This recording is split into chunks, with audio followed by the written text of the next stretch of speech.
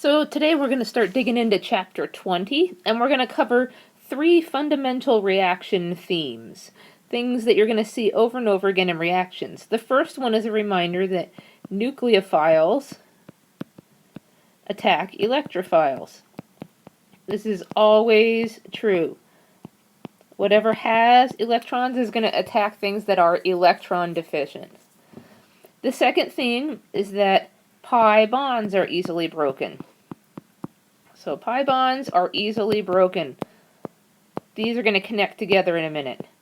And the third thing is that bonds to leaving group are easily cleaved.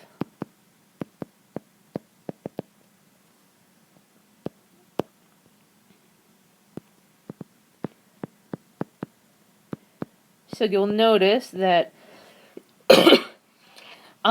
nucleophiles attack electrophiles, and electrophiles tend to be carbons that either have pi bonds that are easily broken or bonds to leaving groups that are easily cleaved. Those are our big clues for what's going to happen in the next chapters until the end of the semester. We're going to start talking about carbonyl compounds, and there's 2 different kinds of classes of carbonyl compounds. So you know that a carbonyl has a carbon with a double bond to an oxygen. It's got some R group over here, and then some mystery thing over here. With our 2 classes of carbonyl compounds, our first class is aldehydes and ketones. And aldehydes and ketones have either an R group, in where that little cloud is drawn, or an H group. They don't have any good leaving groups on the carbonyl carbon. That's going to be a big clue to how they react. Our second group is compounds with an electronegative atom bonded to the carbonyl compound. So electronegative atom bonded to the carbonyl carbon. And so those electronegative atoms might be things like an OH. That would make it a carboxylic acid. An O with some more carbons on it. That would make it an ester. An N with either 1, 2, or 3 hydrogens. So NH2, NHR, or NR2. That would make it an amide. And our last possibility is a Cl. That would make it an acid chloride. These compounds in the second group have something that can leave, and so because they have something that can act as a leaving group, then they're going to undergo substitution instead of addition. That's our big clue. You'll also remember that our carbon double bond oxygen is polarized, so that carbon is an electrophile, and we know nucleophiles attack electrophiles. So our nucleophiles are going to hit at that carbonyl carbon. So there's 2 general reactions of carbonyl compounds. First one has to do with aldehydes and ketones. Right? Our aldehydes and our ketones don't have a good leaving group on that carbonyl carbon. And so these do what we call nucleophilic addition. Things are going to add to that carbon, but not substitute anything on that carbon. Our second group of things, the way that things react, is carbonyl compounds with those leaving groups that we talked about.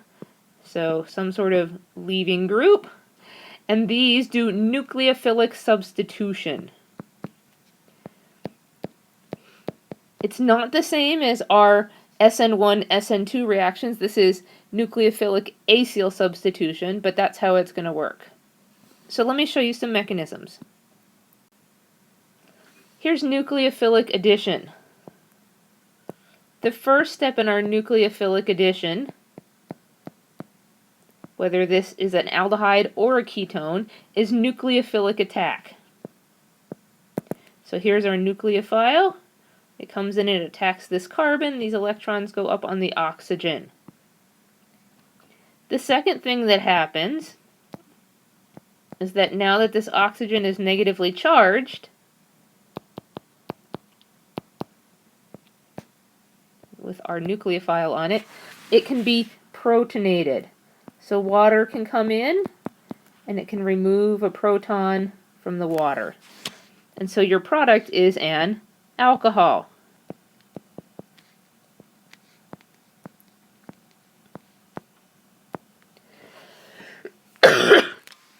If you have an aldehyde, you're going to form a primary alcohol, or a secondary alcohol. And if you have a ketone, you're going to form a tertiary alcohol. Now, if we're comparing reactivity of aldehydes and ketones, I want you to know that aldehydes are more reactive than ketones. So aldehydes have a greater reactivity than ketones for two reasons. Number one is that they are less crowded. So this is what we call steric reasons, right? They're less crowded, and so there's more room for the nucleophile to get in. The second reason that aldehydes are more reactive than ketones is electronic.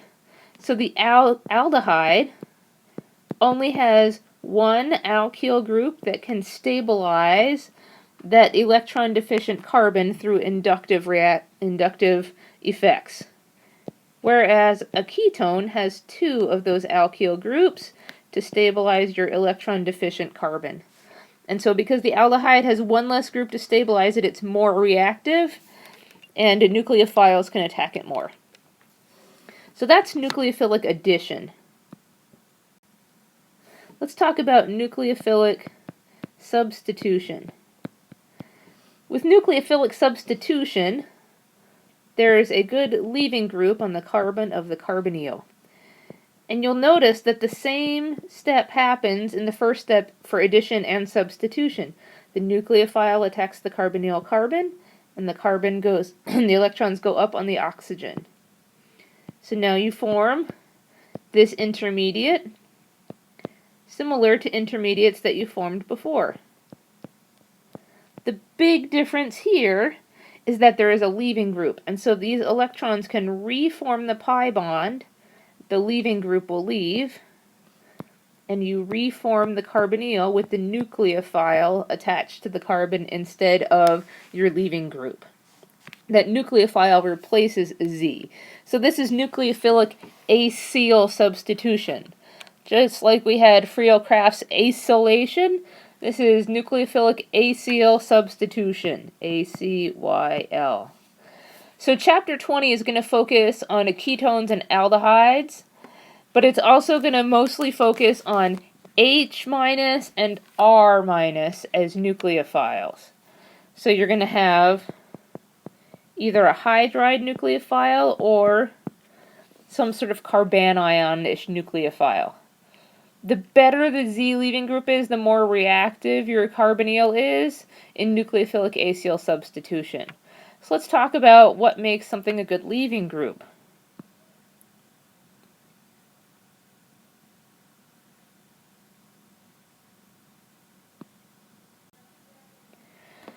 So you'll notice that one of those groups can be NH2 for an amide. That's the worst leaving group. OH- is next, and it's actually approximately the same as OR-. So those are the next worst leaving groups. Cl-, best leaving group. So therefore, amides are the least reactive derivative.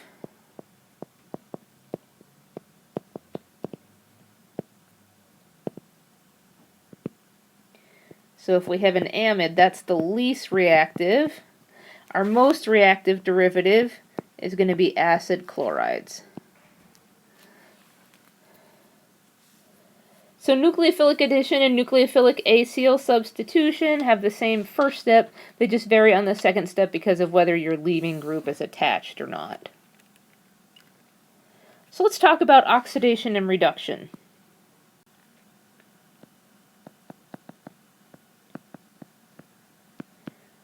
That's a lot of what we're going to be talking about with carbonyls is oxidation and reduction.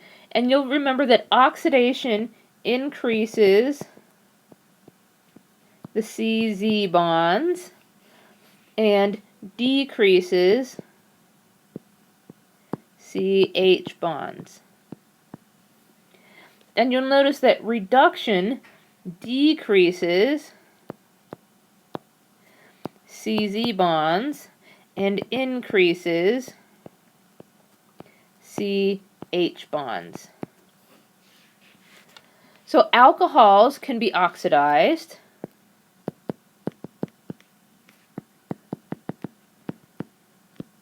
Aldehydes can be oxidized or reduced.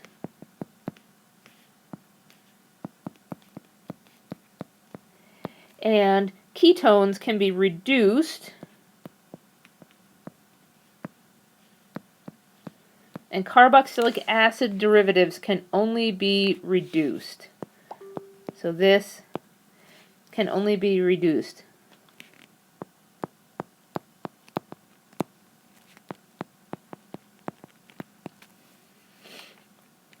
So the three most useful reactions of carbonyl starting materials are reducing aldehydes and ketones to alcohols, reducing carboxylic acid derivatives, and then oxidizing aldehydes to carboxylic acids.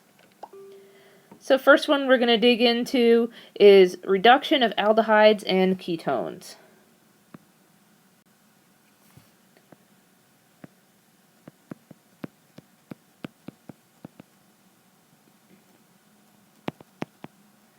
So if we reduce aldehydes and ketones, we're going to need some sort of reducing agent.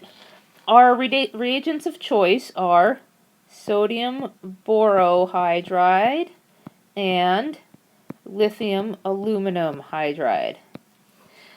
These both act like a hydride, H-. The lithium aluminum hydride is stronger because the aluminum hydride bond is more polar than the borohydride bond, so this one is stronger. If you use sodium borohydride or lithium aluminum hydride and then you use water or proton source like alcohol, you can make an alcohol. So one is your hydride source, and two is some sort of proton source. So this would be like water or some sort of alcohol, depending on what your reaction is. If you use water at your proton source, then you end up with an alcohol from either a ketone or an aldehyde.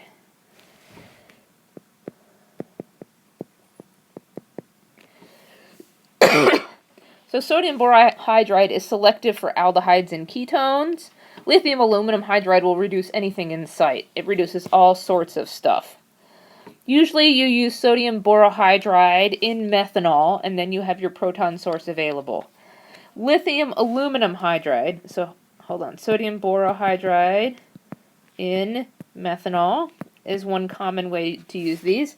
Lithium aluminum hydride has to be anhydrous. It's so reactive, it'll react with water like crazy. So if you're going to do one with lithium aluminum hydride, use that first, and then you add water second. So if you have an aldehyde, it's going to make, if you have an aldehyde, it's going to make a primary alcohol, and if you have a ketone, it's going to make a secondary alcohol. So let me show you what that looks like. Mechanism R, C double bond O. There's your aldehyde. If you bring in your hydride, you end up with this.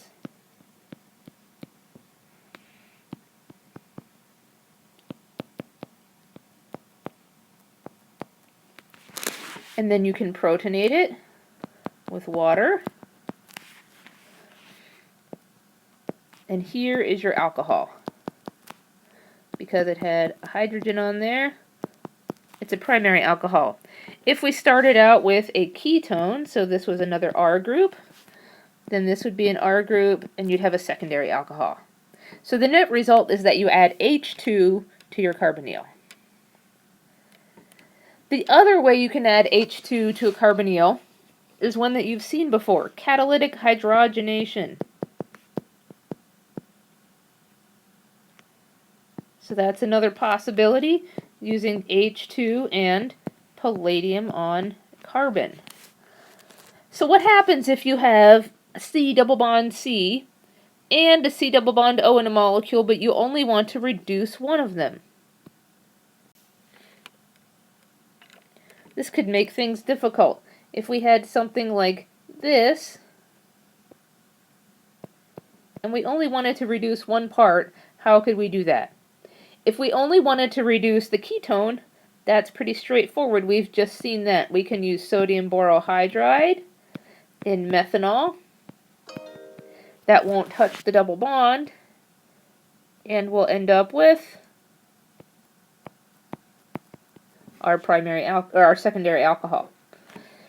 If we want to reduce just the double bond, the catalytic hydrogenation is faster with alkenes than it is with ketones. And so that would reduce just the alkene if you have one equivalent, so it can only add to one. Second option is if you have excess of the hydrogen and the palladium on carbon, and that would reduce both of them. There you go. So stereochemistry of this reduction makes planar sp2 carbonyl carbons to tetrahedral sp3 carbons, and with an achiral reagent, so sodium borohydride, lithium aluminum hydride. You can use enantioselective reagents. They're a little trickier. So enantioselective carbonyl reductions can use tricky stuff. So, for instance, if we have this one here,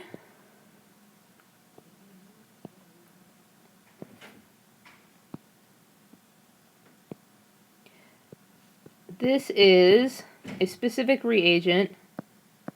pH stands for phenyl, and we have a hydrogen here. This is our stereogenic center. This, the way it's drawn, is S. So if you use that plus BH3, you can end up with, this is called an SCBS reagent. You can end up with a stereospecific alcohol. You can also use the R version to get the other stereoisomer. It works on aryl ketones only.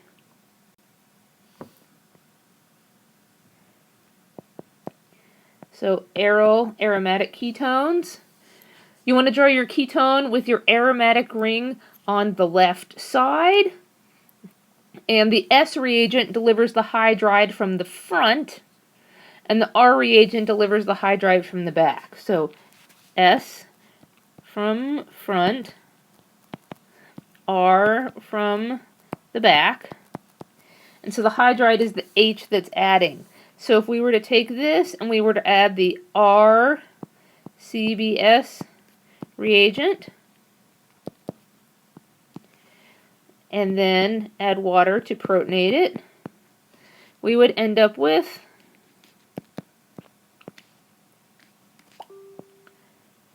our OH in the front because the hydride had added from the back. So this is highly selective. It works great. If you do it with biological molecules and you use enzymes to do reduction, you're going to get 100% of one stereoisomer or the other. I'm going to end this video here. I'm going to make one more video that goes with today that's really short, but I want to make sure I don't run over time and run out of space.